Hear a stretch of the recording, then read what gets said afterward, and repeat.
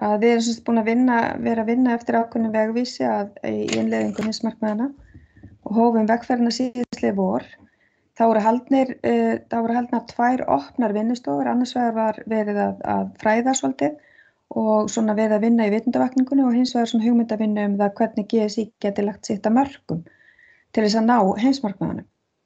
En verkefnahópurinn síðan búinn að forgangsraða markmiðunum og leggja fyrir stjórn og þetta lítur svolítið svona út. Ef þið horfið aðeins á miðasystemið þarna á munið sem voru á vinnufundinum að þar vorum við með hugmyndavinnu í kringum hvert einasta heimsmarkmið og síðan það vinnan okkar sem við gerðum í rýni og verkefnahópnum að þá völdum við til forgangs 1 sem að við töldum mjög líklegt til umbóta og þá það verkefni og vinna sem að klúbbarnir gætu haft áhrif á að þá völdum við þessi 8 heimsmarkmið og síðan það fyrir hvert og 1 heimsmarkmið að þar raðað raunverulega verkefnunum og svona í niðurstöðu vinnuna þar tengjum við þá við hvern flokk stefnunar. Og síðan völdum við líka forgang 2 sem þá líklegt til umbóta en kannski ekki lögði jafn mikil áhersla á það eins og forgang 1 og þar eru það 7 heimsmarkmið og síðan það þá forgangur 3 sem svona talið minna líklegt til umbóta eða það þýðir kannski í raun og veru að golfsambandið eða klúbbarnir geta kannski ekki haft jafn mikil áhrif á það eins og hin. En það þetta komið að því að fara að velja mælikvarðan og það náttúrulega alveg ótrúlega spennandi. Það til ýmsir staðlar og mælikvarðar og eitt af því sem kom upp hugmynd hjá hópnum að nota það að velta fyrir okkur þessum mælikvarðum sem að heita ÖFS á íslensku en ESG mælikvarðar á ensku og hafa verið notaðar fyrir fyrirtækjamarkaði. Þetta eru staðlar sem að Festa og viðskiptaráð Nasdaq og Icelandic og staðlaráð hafa gefið út. Og það það þessi þrír flokkar, það umhverfi félagslegir þættir og stjórnarhættir. Og svona í staðinn fyrir að fara að finna algjörlega upp hjólið, þá vorum við að láta okkur detta í hug hvort að eitthvað af þessum mælikvörðum geti ekki verið bara innleitt þá innan klúbbanna þá innan golfsambandsins. Og það hérna ágætt fyrirtæki á markaði sem að minnst var á hérna áðan og einmitt fundurinn með að það klappir. Þeir hafa þróað kerfi utan þessa sjálfbærni mælikvarða. Og við ætlum að fá kynningu á því hjá honum Antoni Birgi Sigfússyni hjá Klöppum og hann ætlar að sýna okkur svona hvað kerfi getur gert. Og í framhaldi af því að þá eru allavega einhverjir klúbbar sem hafa sýnt áhuga á því að vera með svona í fyrsta fasa. En í kjölfarið á þessari kynningu þá ættum við að geta valið mælikvarða sem getur hentað þá fyrir klúbbana og þá golfsambandið. En ég ætla ekki að hafa þetta lengra, ég ætla bara að gefa Antoni orðið núna. Kæra þakkir Eva, gaman að vera með ykkur hérna í dag. Antoni heiti ég og leiði viðskiptaþróun hjá Klöppum og við hjá Klöppum höfum síðan árið 2015 verið að aðstoða fyrirtæki, sveitarfélög og stofnanir við að ná utanum og ná árangri í sjálfbærnimálum. Og með stafrænum lausnum við hugbúnaðarfyrirtæki fyrst og fremst og það sem ég ætla að sýna ykkur hér í dag hvernig sjálfbærni hugbúnaðurinn okkar getur nýst golfklúbbum landsins við að ná utanum þessi mál. Og ég ætla að fá að deila með ykkur skjánum hjá mér. Þið sjáið skjáin það ekki? Jú. Frábært. Þetta sem sagt sjálfbærni hugbúnaðurinn okkar og hann sem sagt tekur á þessum UFS mælingum sem Eva kom inn á hér áðan og í fyrsta lagi þá erum við auðvitað að fókusa á umhverfisþáttinn og það sem hugbúnaðurinn getur gert að gefa golfklúbbum landsins yfirsýn yfir umhverfismálin í rekstri sínum og eins og þið sjáðu hér þá erum við að safna upplýsingum til dæmis eldsneytisnotkun, rafmagnsnotkun, úrgangsmyndun, vatnsnotkun, heita vatns- og kaldavatsnotkun og síðan getum við líka safna annars konar upplýsingum eins og upplýsingar gasnotkun og lekalosun og aðra slíka losun, vöruflutning og dreifing, viðskiptaferðir eins og flugferðir eða leigubílaferðir og jafnvel samgöngur eða ferðir starfsmanna til og frá vinnu. Og allir þessir þættir eiga það sameiginlegt að þeir mynda einhvers konar losun. Og kerfið þannig uppbyggt að við erum með svo kallaða losunarstuðla í gagnagrunnum sem reikna út losun fyrir hvern og einn þátt sem þið sjáið hér. Og hér myndi síðan losunin koma fram, sem sagt niðurstaðan, og við sjáum það hér að við skiptum losunni upp í þessi 3 umföng og þetta að kerfið okkar byggist á aðferðafræði sem kallast Greenhouse Gas Protocol og svona viðurkenndasti bókhaldsstaðallinn í heiminum í dag þegar kemur að losun gróðurhúsalofttegunda.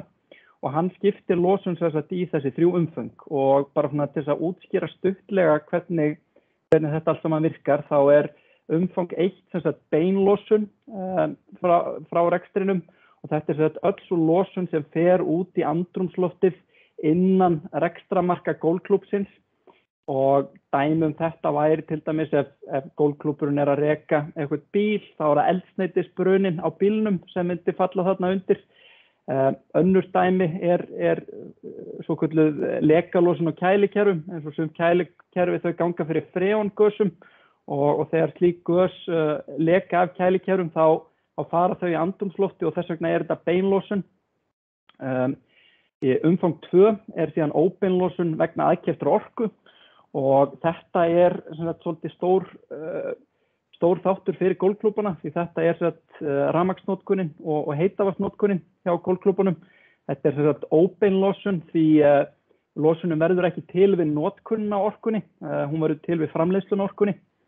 Og svo við með umfang 3 sem önnur óbeinlosun og undir umfang 3 falla einhverjir 15 flokkar sem ég ætla nú ekki að rekja núna en þarna til dæmis myndi úrgangurinn falla undir. Það óbeinlosun. Losunin verður ekki til við það að þið séuð að henda úrgangnum og úrgangurinn fer síðan í urðun eða förgun eða í endurvinnslu og þar verður losunin til. Annað dæmi þetta til dæmis viðskiptaferðir.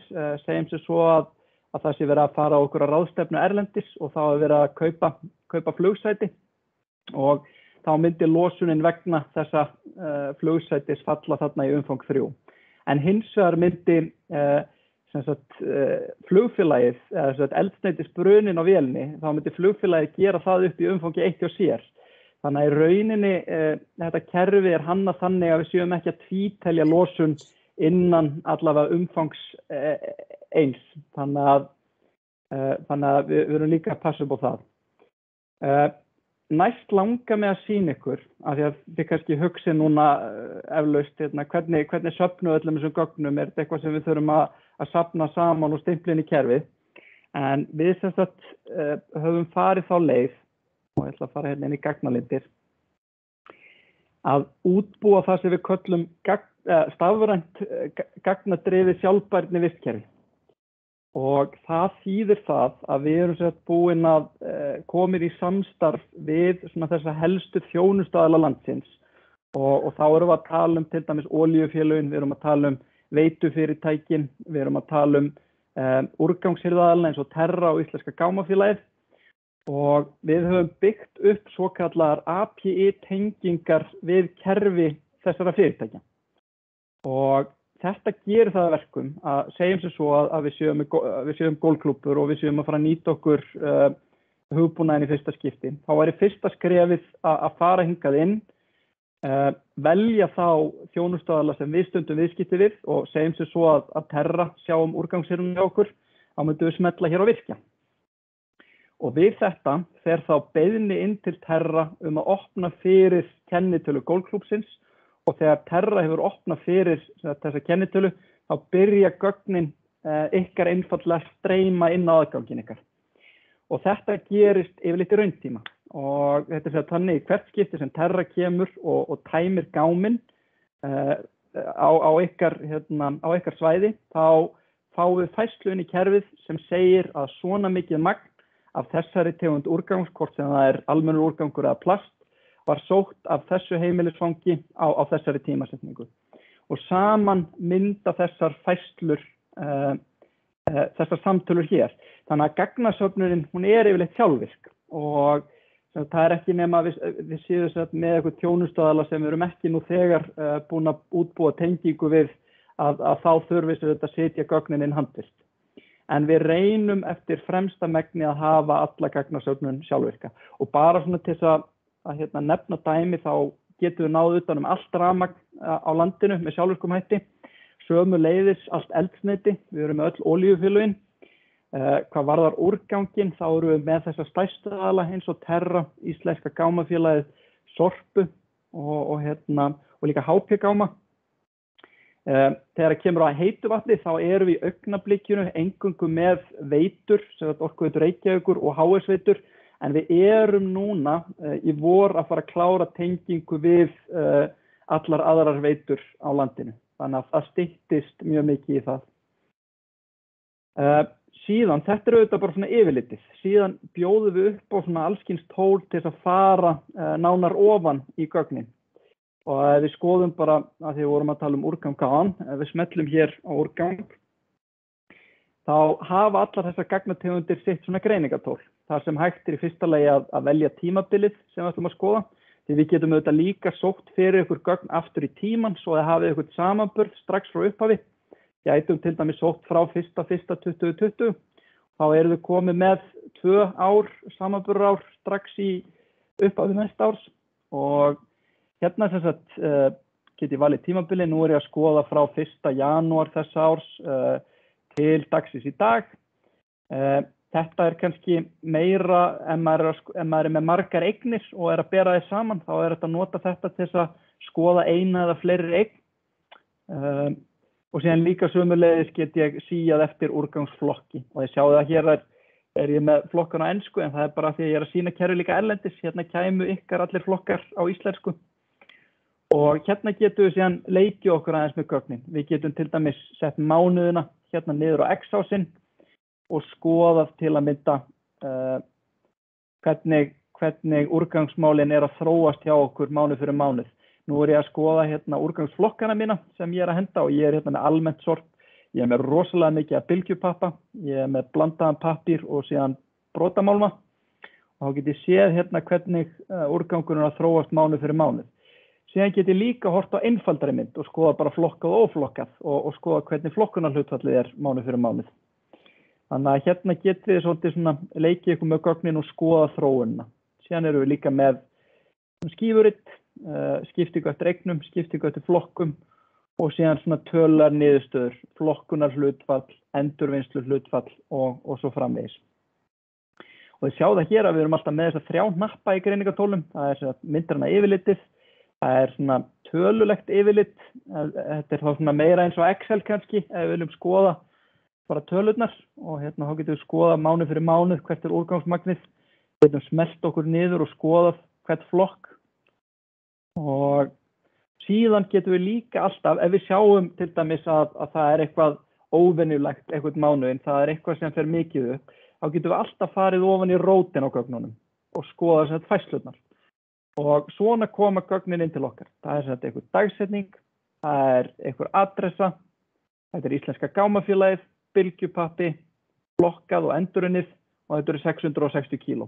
Og þetta þessar færslur sem ég talaði áðan sem mynda síðan heildartölurnar. Og þetta kemur inn sjálfvirkt frá þessum þjónustaðalum. Síðan eru þetta með fyrir rafmagn, sambærileg greiningatól, þurfum hérna, og eldsneyti sömuleiðis og heitt vatn og svo framvegis. Síðan annað sem langar kannski örstutt líka að sína, að því að við erum auðvitað líka mikið í umhverfismálum að skoða lykilmælikvarða.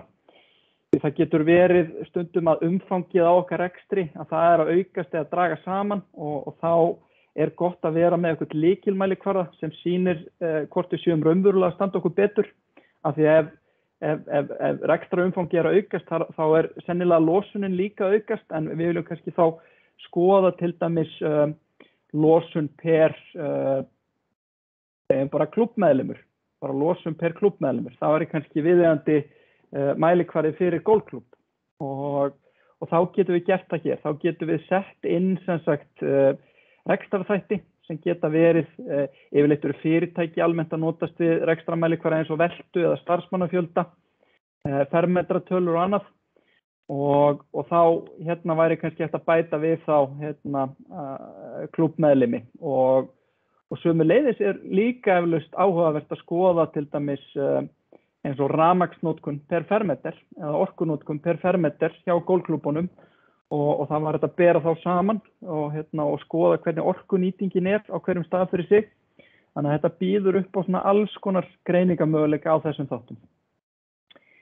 En svona því að við höfum ekki mjög mikið tíma, þá langaði mig aðeins að fara yfir síðan þessa mælikvarða sem hún Eva snerti á. Því þegar gögnin eru komin inn, þá mjög einfalt fyrir okkur að gera svokölluð sjálfbærni uppgjör. Og svona af því sem ég hef heyrt, þá pælingin að GSI geri eitt heildstætt uppgjör fyrir þessa mælikvarða, svona UFS uppgjör og síðan að klúbbarnir sjálfur séu líka að mæla sig og að gera upp ákveðna þætti sem þið komið ykkur þá saman að gera upp. Og mér langaði bara svona aðeins að sýna ykkur hér hvernig sem sagt þessi uppgjör inn í kerfinu og hérna við til dæmis með sjáið, við erum með umhverfisþáttinn, síðan erum við með félagslegu þættina og stjórnarhættina sem ég fer síðan aðeins betri yfir og eftir. En hérna í umhverfisþættinum þá erum við náttúrulega að birta tölulegar upplýsingar losun og það losun í þessum 3 umföngum. Við erum síðan með einhverja brúttóniðurstöðu og síðan gæti verið að við förum í einhverja mótvægisaðgerðir, einhverja kolefnisjöfnunaraðgerðir og svona dæmi það skógrækt eða endurheimt votlendis. Þá myndi það til dæmis koma hér á mótsvið losunna og síðan erum við með einhverja nettóniðurstöðu.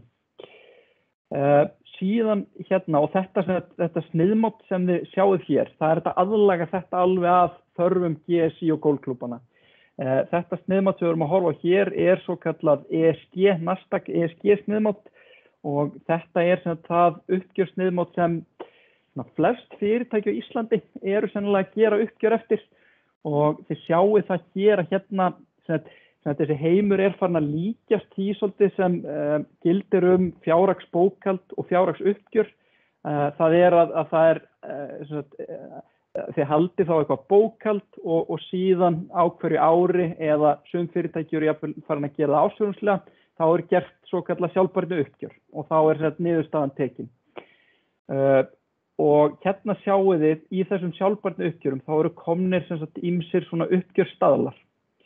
Og það sem þið sjáðu hér þetta ESG Nasdaq og síðan erum við líka með möppun við aðra viðurkennda staðla eins og þetta hérna, United Nations Global Compact sem hefur sterka tengingu við heimsmarkmið Sameinuðu þjóðanna og síðan hér erum við til dæmis með Global Reporting Initiative sem líka mjög algengur staðall og svona kannski heldur ítarlegri heldur en þessi 2 fyrstu.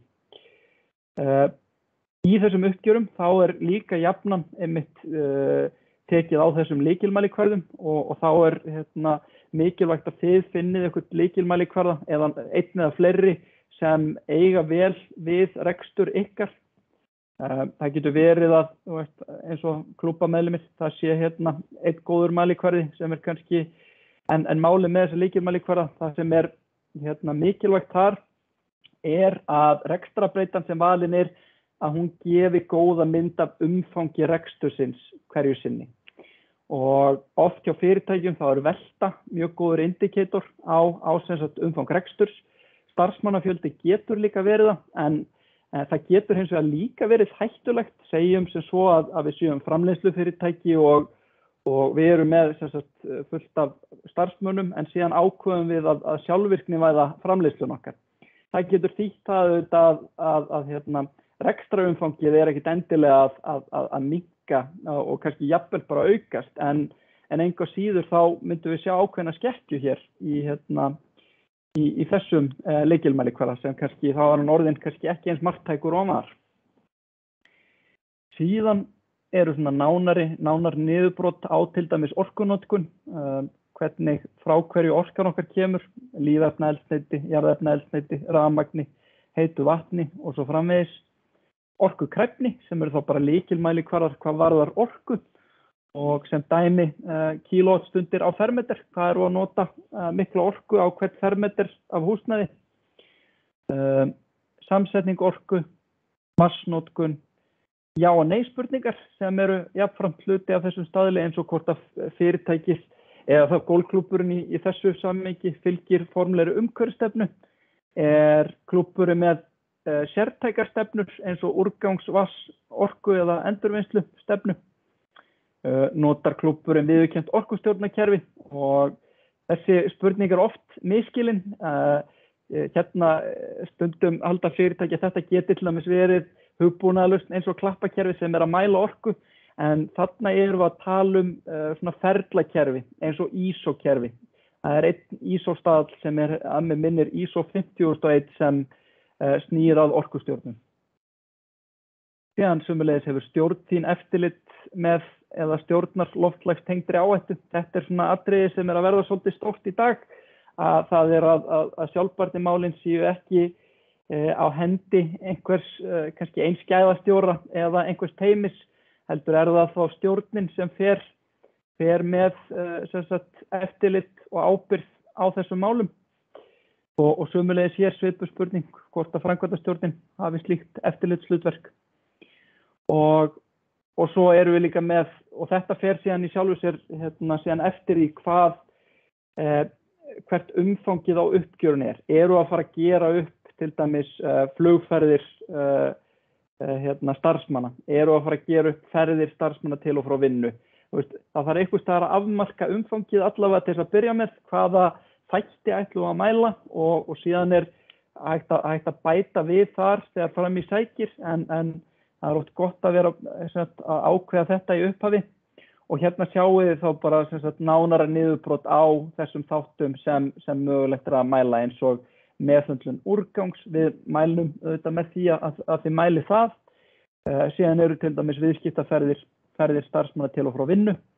Og eins og með þetta þá í þessu tilviki þá framkvæmd svokölluð samgöngukönnun þar sem starfsfólk spurt ferðamáta, ertu að hjóla 2 svar í viku eða ferðu á bíl og þá hvernig bíl og svo framvegis og þannig losunin áætluð út frá þessari svörun.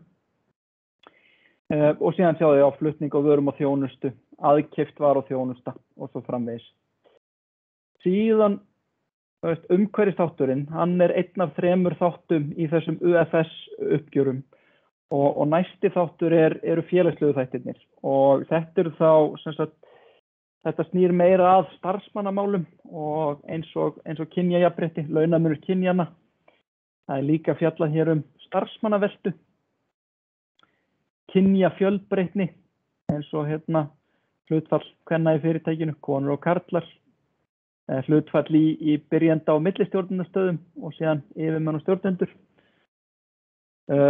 Og síðan líka auðvitað verið að spyrja út í alls konar stefnur hvort að viðkomandi fyrirtæki eða klúbbur hafi vissa stefnur eins og stefnu hvað varðar kynferðislegt áreiti og eða jafnrétti og hnattræn heilsa og öryggi, stefnur gegn barna- og nauðungarvinnu og síðan mannréttindastefnu. Og síðan ef við förum aðeins inn í stjórnarhættina, þá erum við með atriði sem snúa þá kannski fremur að stjórninni og síðan ýmsum reglum eins og hér óhæði stjórnar, kynjahlutfall í stjórn og síðan kannski þetta á meira við fyrirtæki, kaupaukar, kjarasamningar og síðan sömuleiðis hvort að klúbburinn hafi sett sér ákveðnar stefnur og reglur eins og siðareglu birgja. Við segja þó til að við kaupum bara birgjum sem uppfylla ákveðin skilyrði, siðferði og aðgerðir gegn spillingu, persónuvernd og síðan sömuleiðis hvort að fyrirtæki birti sjálfbærniskýrslu og það kannski gefið ef við erum að gera þetta, þá erum við að birta, eða reyndar, við getum kannski ekki verið að birta, en kannski bara gera sjálfbærniskýrslu og síðan önnur atriði hvað varar upplýsingagjöf. Og umhverfisþátturinn, þegar við erum búin að safna gögnunum, þá fyllist í rauninni bara með sjálfvirkum hætti út í þennan kafla. Þetta bara útreikningar út frá gögnunum sem við erum búin að safna út í kerfið, þannig að þetta svona tiltölulega sjálfvirkt. En þegar kemur á félagslegu þáttunum þá erum við ekki með svona sjálfvirka tengingar, en við erum hins vegar með svona alls konar skjöl sem hjálpa ykkur við að fylla þetta út sem við höfum útbúið og hérna í rauninni hægt að svara bara spurningunum og síðan hægt að taka út sem sagt skýrsluna í heild sinni út í Excel eða PDF. Og við erum síðan á næsta ári að fara að vinna líka í því að gera félagslegu þættina og stjórnarhættina svona meira myndræna inn í kerfinu. Því ef við förum til dæmis hérna á mælaborðið, það það svolítið, við erum að horfa hérna á umhverfisþáttinn, en við viljum líka sýna meira inn í hérna félagslegu þættina og stjórnarhættina. Þetta svona kannski svona kjarninn í þessu. Það auðvitað kerfið aðeins dýpra en þetta. Við erum með mikið eignastjórnunarkerfi líka og annað slíkt sem myndi þá líka nýtast klúbunum, en svona þetta kjarnaatriðið. Og einhverjar spurningar kannski?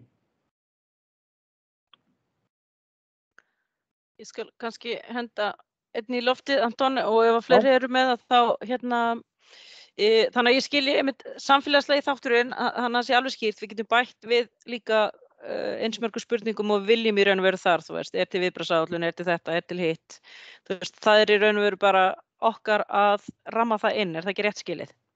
Jú, þú veist, skýrslugerðartólið það byggir á sniðmátum og það þetta að móta þessi sniðmót algjörlega eftir einhver þörfum.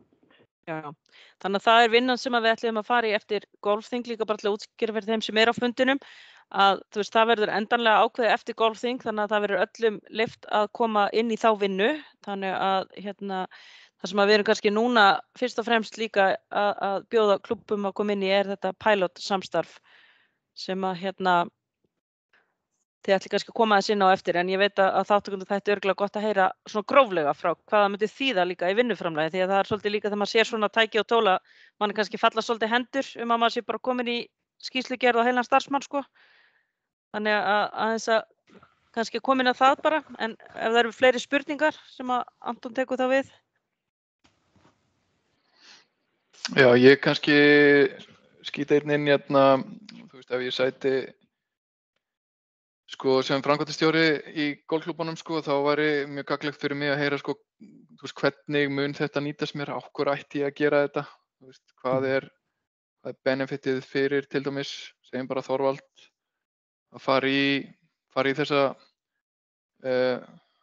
vegferð. Það væri þá ein spurning, held ég, sem að fólk að velta fyrir sér. Það eru náttúrulega ýmsir kostir við það og kannski fyrsta atriði náttúrulega það næstu með líka bara rekstrarupplýsingar og þú getur komið auga á sóun í rekstri og það auðvitað líka ef okkur tekst að gera það, sjáum einhver tækifæri til þess að draga úr einhvers konar notkun á einhverju að þá það líka auðvitað rekstrarsparnaður. Síðan þetta auðvitað líka okkar samfélagslega ábyrgð að gera svolítið hreint fyrir okkar bæjardyrum, að vera sjálf með málin á hreinu og náttúrulega golfsambandið í heild sinni náttúrulega hefur marga meðlimi og getur haft víðtæk áhrif á umhverfið í kringum sig. Þannig að það eru kannski ef að þú ert líka kannski með okkur. Ég var svona kannski aðeins byrjuð að hugsa að það náttúrulega svo mikilvægt líka að klúbbarnir ef þeir eru að fara í þetta starf að geta séð þessa mælikvarða og það svona það sem við sáum í klappakerfinu, að við gætum tekið út úr því þær upplýsingar sem skipta klúbbarna máli og auðvitað það sem að Anton fór yfir, það ekkert allt sem skiptir jafn miklu máli. Við erum til dæmis ekki að velta fyrir okkur kannski launum forstjóra eða eitthvað svoleiðis. En svo svo margt sem að hægt að gera, það að bera klúbbarna saman, þeir geta lært hver af öðrum, hvað gerir þú til þess að minnka rekstrarkostnaðinn hjá þér, bara svona sem dæmi. Það auðvitað hægt að fara í líka svona eitthvað sameiginlegt eins og sameiginlegar siðareglur sem að klúbbarnir þurfa þá ekki að búa til hver fyrir sig, heldur geta fengið þá, að það einn af þessum mælikvarðum, geta fengið þá, vonandi bara frá golfsambandinu að tekið þátt í að stofna. Svo þetta auðvitað líka bara markmið í stefnunni eins og til dæmis í útbreiðslunni að fjölga konum, að við kannski fjölgum ekki konum ef við vitum ekki nákvæmlega hvar klúbbarnir eru staddir eða hvar skóinn kreppir. Þannig að þetta svona kannski leið til þess að ná utan þessar upplýsingar og geta svona tala sér saman svona þessi helstu atriði sem skipta máli í starfi klúbbarna. Já, takk fyrir þetta. Sko, kannski ég segi ykkur aðeins frá því það sem að, þú veist, ég hugsaði svona þegar ég fekk svona mína fyrstu kynningu á kerfinu, þá hugsaði ég sko, ég veit að það er einhver bæjarfélög byrjuðu að nota svona, þú veist, bókhald, kolefnisbókhald og nú veit ég ekkert hvort að hversu vel við munum líta út á pappír sko, golfhreyfingin í þessu bókhaldi. En ég hugsaði sko þegar fram í líður að þá er klárt mál að ef að bæjarfélögin geta notað eitthvað debet frá golfklúbbnum í bænum að það væri klárlega hvað maður að segja tilefni til þess að ræða saman og svona eykur vægi þú veist golfklúbbsins gagnvart bænum og sýnir hvað við erum í raun og veru framan og erum að reyna að gera vel í okkar og þú veist, það var það sem kannski kom, ég bara að reyna að segja sko, það sem kom fyrst upp í hugan á mér sko, þetta samtal við sveitarfélögin og svona að þarna gætu við mögulega sýnt mjög flotta tölu sem að bæjarfélagi eða sveitarfélögin geta nýtt sér inn í sínar. Já. Það má nefna svona því til viðbótar að nú mjög mörg sveitarfélögin komin inn í vinnu við að innleiða heimsmarkmiðin, þannig að það svona kannski líka auðveldar þetta samtal á milli bæði golfsambandsins og þá sveitarfélagana, sérstaklega kannski þeirra sveitarfélaga sem eru nú þegar farin að fara í þessa vegferð. En Gunnar, þú varst með eitthvað innlegg eða spurningu? Já, ég ætlaði bara að bæta við mitt sko, ég er að vinna hérna í Ernst & Young og í svona sjálfbærniráðgjöf fyrir fyrirtæki og það er svona eitt sem við nefnum í þessu sko af hverju fyrirtæki verið að fara í þessi sjálfbærnivegferð og þú veist taka upp klappakerfið er frábær leið til að koma sér á staðir að það er mikilvægt að hugsa þetta sko bara eins og með fjármála upplýsingarnar að þú veist öll fyrirtæki og öll golfklúbbar þurfa að skila ákveðnu uppgjöri hvað sem er rekstrar eða efnahagsreikningur og það sem við sjáum núna sko bara það sem gerast í Glasgow á þessu COP26 er að það er að vera að þrengja allar reglur hvað var upplýsingagjöf aðila út frá loftslagsmálum. Þannig að það sem í dag er kannski nice to have, svona valkvætt og svona samfélagslega ábyrgð eitthvað dæmi, þetta verður bara grjóthart innan bara mjög fárra ára. Þannig að ég segi líka bara svona, þú veist, þetta er líka ákveðin svona áhættustýring fyrir ykkur því að eftir ég spáði innan 2 ára verður þetta komið krafa á okkur, þú veist, að þið verðið að skila einn kolefnisbókhaldi, að bara eins og þið skilið í rekstrarreikningi. Þannig að svona vill ég bara nefna það að þú veist, að það geti verið góð hvati til einmitt að fara að sinna þessu vel, sko, áður en það verður án eitthvað svona eins og, já, einhver leiðandi að krafa og að koma því að.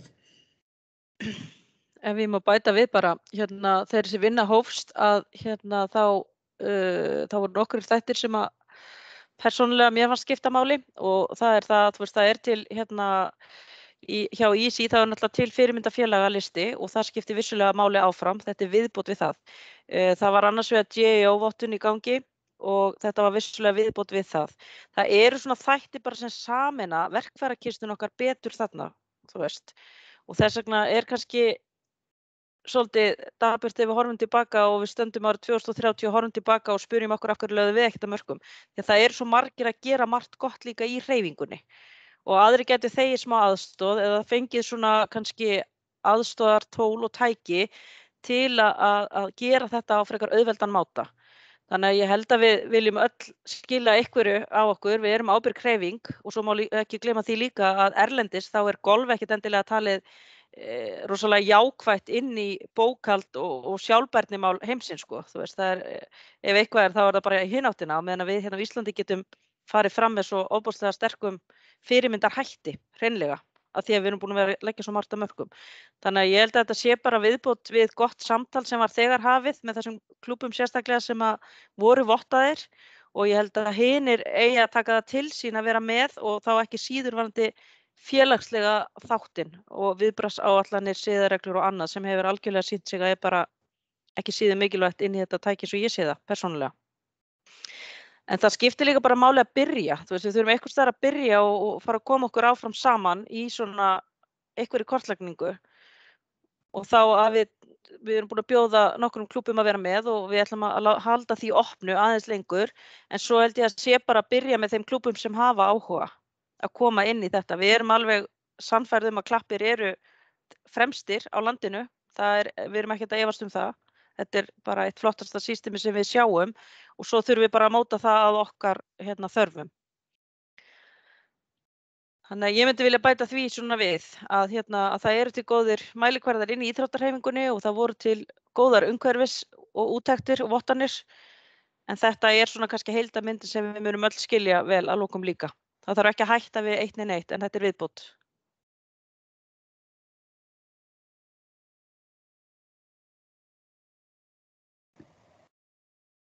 Eitthvað frekari ummæli eða í púkið eða spurningar? Já, kannski... Þeir allir orðlausir. Nei. Gunnar, eru þið hjá Ernst & Young að útbúa eitthvað svona skýrslu eða þarf ég að kaupa þjónustunni hjá þér? Skýrslu hvað? Bara Já, bara sjálfbærni og... Nei, ég get bara senda ykkur efni, sko. Það ekkert flókið við þetta í rauninni, engin leyndarmál, sko. Þannig að við getum kannski bara deilt ég get senda á Loga eða Brynja og hann getur deilt í með ykkur líka, sko. Hvað helstu þróuna í þessum fræðum. En hvað þarf til viðbótar, Anton, kannski ef þú svarar fyrir alla? Ég meina ef allir eru búin að leggja inn vinnuna í að setja inn í þetta kerfi, þú veist, þá ætti að vera hægt að taka skýrslu, þokkalega góða sjálfbærniskýrslu út úr kerfinu, það ekki, að við bættum náttúrulega texta og annað, sko, bara svona, eða hvað, hvernig lítið það við þér og þá kannski þér sem ráðgjafa, Gunni? Bara, algjörlega, við náttúrulega, erum þá með gögnin, síðan það bara spurningum hvernig, varandi skýrsluna, þú veist, það náttúrulega einhver textaumgjörð og annað, lýsing á ýmsu og ég held að Gunnar og bæði Gunnar og Eva hafi mikla reynslu af slíkri skýrslugerð, þannig að þið ættu að vera í góðum höndum hvað það varðar, en náttúrulega okkar svona sérhæfing það að hafa gögnin rétt og mæla og þannig að þið séu að byggja allt á staðreyndum. Og síðan þá að textin það auðvitað almennt bara tekin áhugaverðstu atriðin, sko, og sett fram í texta. Af því það auðvitað, maður geta nota þetta auðvitað til ímyndar uppbyggingar líka. Bæði fyrir klúbbana og bara eins og fyrirtækin að nota þetta, það eru teknir áhugaverðustu punktarnir úr mælingunum.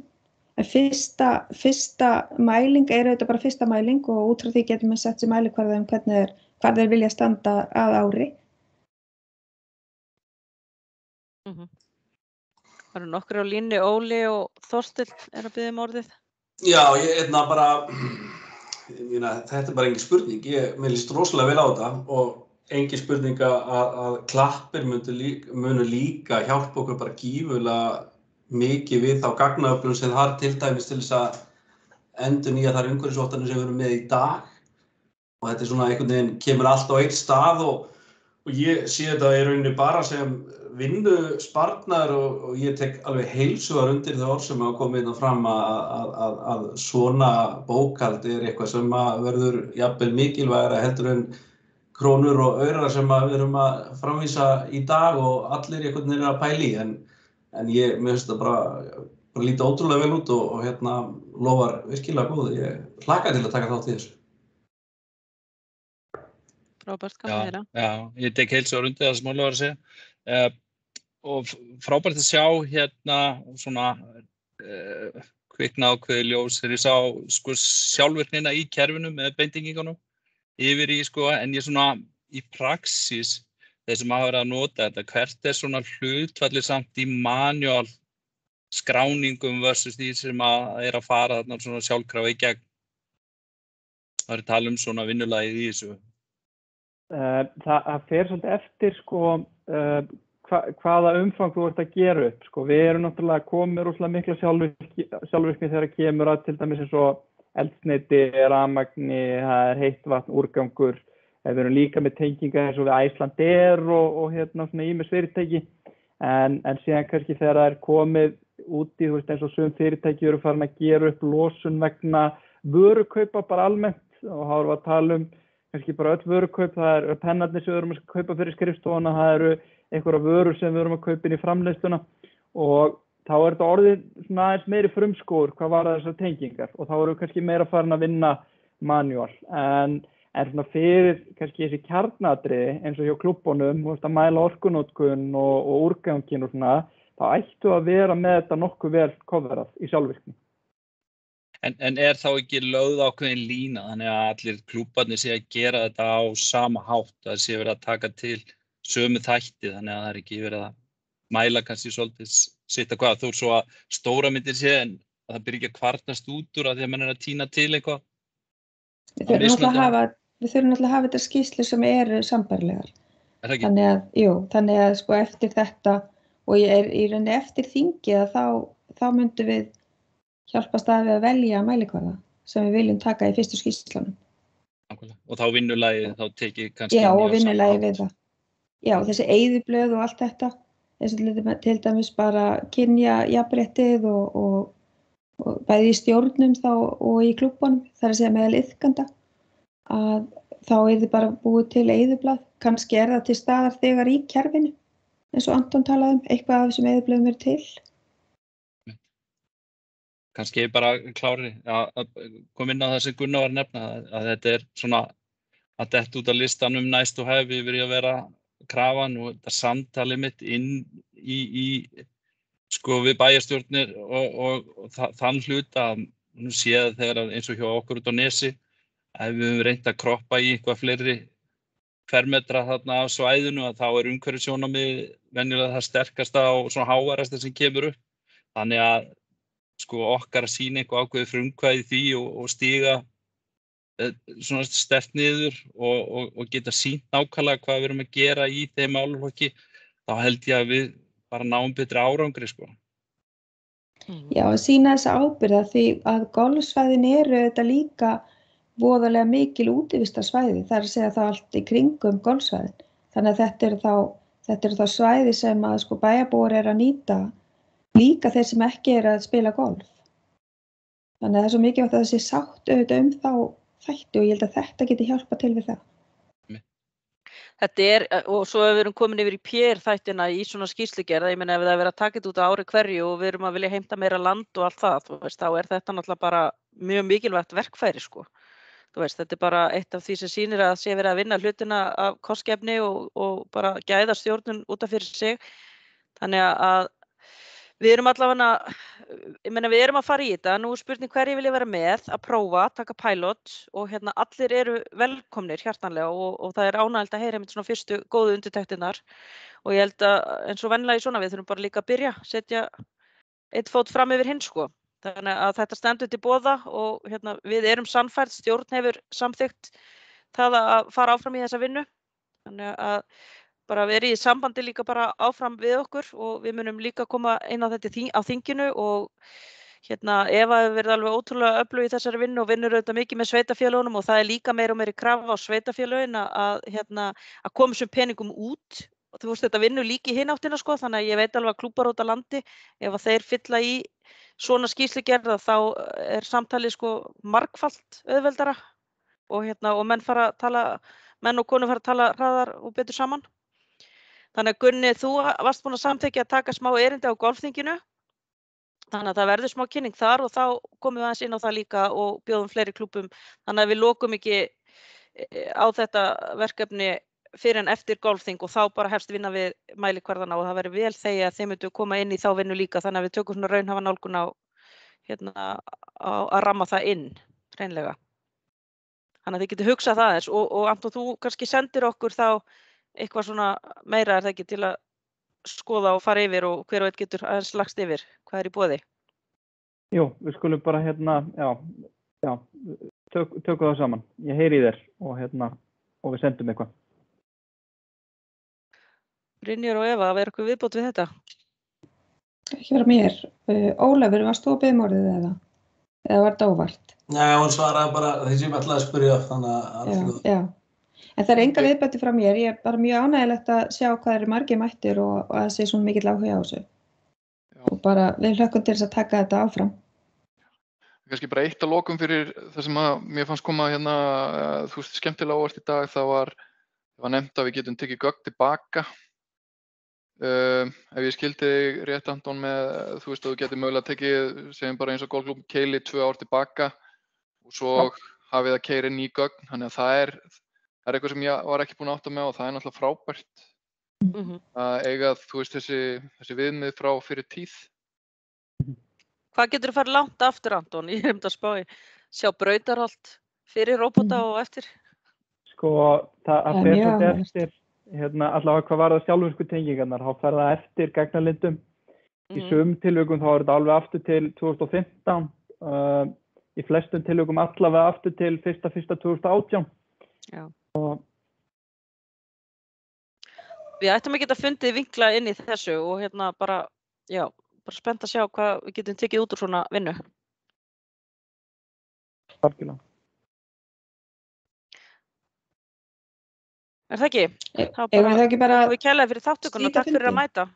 Já, takk fyrir kærlega. Já, kæra þakkir. Takk fyrir þetta. Takk. Já, takk fyrir. Já.